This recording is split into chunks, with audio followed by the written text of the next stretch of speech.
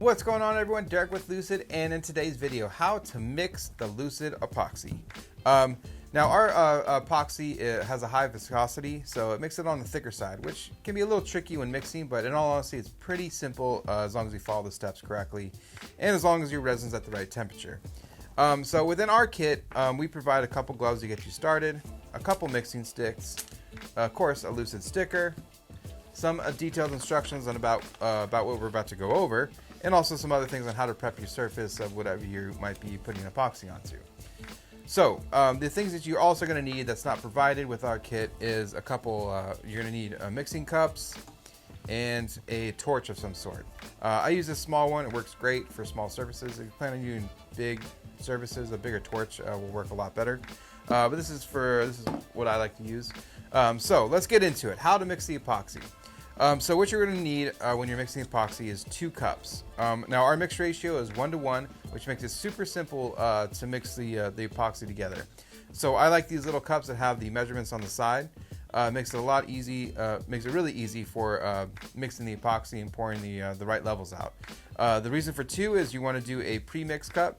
That's initially getting both your hardener and your resin in, mix it up, and then you're going to want to pour it into your final mix cup where you're going to do a quick mix there, and then you're able to put it on whatever surface you're putting the epoxy onto.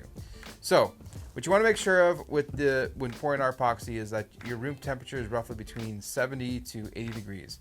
You can also take the resin, or part A, and let it sit in some warm water to get to an appropriate temperature. It makes it a lot easier to mix, because if it's way too cold, it's going to be super thick, and it's going to be really hard to mix it together without introducing a lot of air and air bubbles into the epoxy. So what we're going to do, first off, get our gloves on. Okay, first cup. I'm going to take part B, I'm sorry.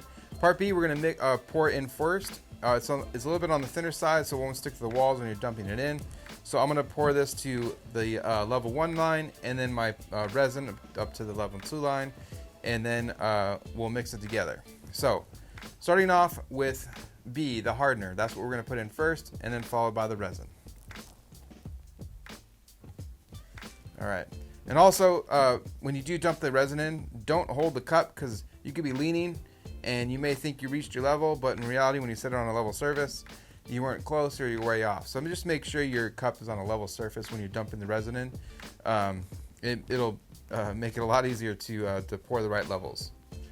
So the next part is the resin, part A. That's what you want to put in second. Again, you can warm this up. Just dip it in some water. Get it to right temperature so it's not so thick when it's coming out. And we're going to go ahead and introduce that to the hardener. All right, so I got my hardener and my resin mixed into the cup. And so what you're going to do is take one of your sticks and you're going to slowly mix. Do not go fast. That'll introduce air into the epoxy, which will make it kind of whitish looking and / a lot of little air bubbles inside the epoxy. So just take your time, go slow, mix for roughly 2 to 3 minutes. And then once that 2 to 3 minutes is up, we're going to dump it into the final mix cup and mix for another additional 1 minute. So here we go. Again, go nice and slow. Don't go too fast. Okay, so it's roughly been, I've mixed for about 3 minutes. We have a nice mixed epoxy. And it'll start to clear up once we pour it into the final cup here. But if you just went way too crazy and it looks completely white, you might want to start over. So just again, take your time when mixing the epoxy. Mix really slow. You don't have to go crazy with it. Just nice and slow motions, figure 8 motions, little circles, really slow. All right, so second step, you're going to pour your epoxy into the final mix cup. So I'm going to go ahead and do that now. All right, so now we're in our final mix cup.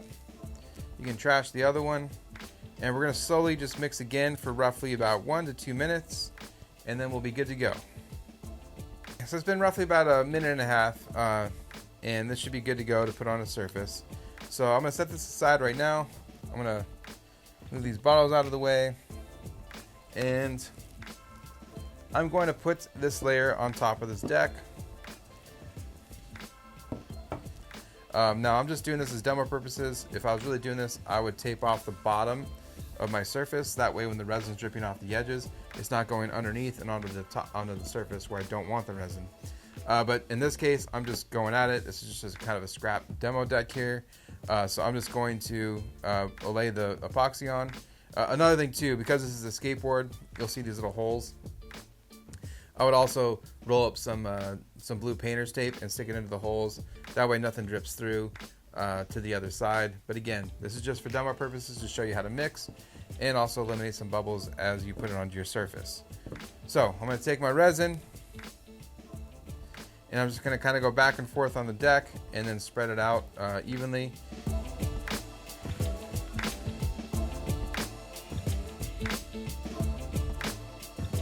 Okay, so from here you can use your hands or you can use a stick and spread this out. I like to use my hands and just cover up the deck and make sure the resin is covering every aspect of the top of the deck that I want covered.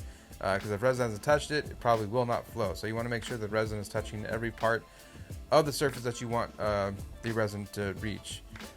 And also, you know, epoxy takes a little bit of time to cure. So the first hour of this curing time, you kind of want to be by your product. You want to make sure, because air bubbles can kind of occur during that first 30 minutes to an hour of curing.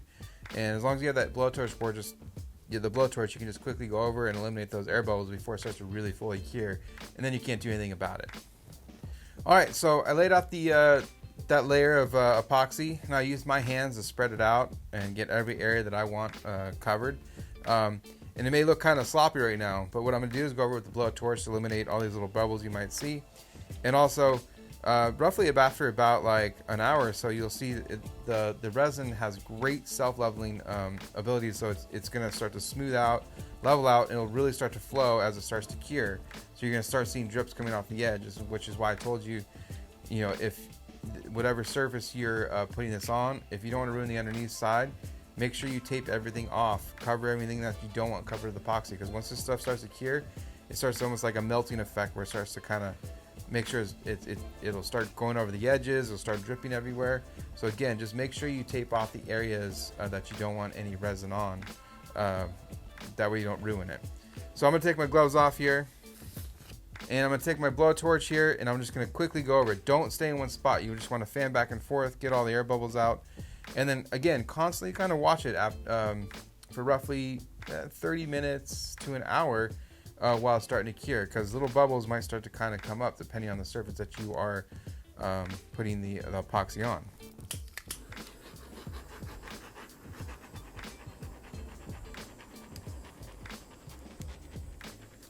All right, you can see the blowtorch. It basically got rid of all the little micro bubbles that were starting to pop up. And I'm going to go back over it again probably in like 10 minutes or so to make sure there's nothing else coming up. I'll probably check every like 10-15 minutes to make sure. But that's pretty much mixing the epoxy. So basic overview, you want to make sure your temperature inside your room is roughly between 70 to 80 degrees. Mix part B first into the cup, then take your resin and pour it into the cup, and then mix very slowly. Do not mix too fast. That's basically mixing the Lucid epoxy. I'll let this cure, and then I'll show you what it looks like after it's finally done. But if you have any questions, concerns regarding the epoxy, we do have little ebooks on how to mix. Check those out on our website, lucidgrip.com, under the epoxy tab. You can see that. We have plenty of instructions on how to do that. And also the videos and everything else, just check them out and get used to the product. Test out on scrap material before you just go at it on something that you just don't go at it on your final product that you want to do the epoxy on. Test it on little tiny pieces of material prior to just going at it. So again, if you have any questions, concerns, info@lucidgrip.com. More information, all our other products, lucidgrip.com. And don't forget to follow us on all our social media sites. And don't forget to tag us in your project that you're working on. We love to see what you guys are doing. And we also like to share what you guys are doing on our sites as well. So we hope you enjoy the video. That's our Lucid epoxy. We'll check you out in the next video, and see you later.